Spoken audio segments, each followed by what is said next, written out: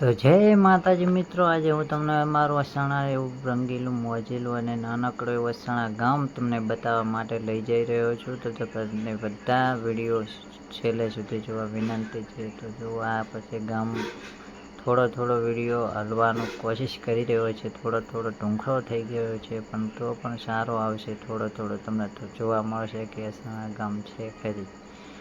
તો પછી આપણે બ્લોગ ચાલુ કરીએ. તો પછી આપણે આ વસાણા ગામ તરફ જવાનો રસ્તો છે, અને આ ગામમાં આવી ગયું.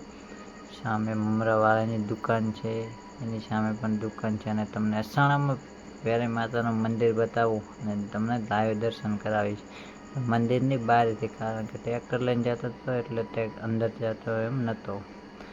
તો પછી આ વસાણા ગામ તમે જોઈ રહ્યા છો. અને પછી આ દિવાલ છે, દિવાલ પડી ગઈ છે. પડી ગઈ તો આપણે શું વાંધો હોય. તો તમને વેરીમા અને શંકર ભગવાનના મંદિર બતાવું. આ જુઓ, માર્ગની સાઈડમાં વેરીમા અને શંકર ભગવાનનું સરસ મજાનું એવું મંદિર આવેલ છે.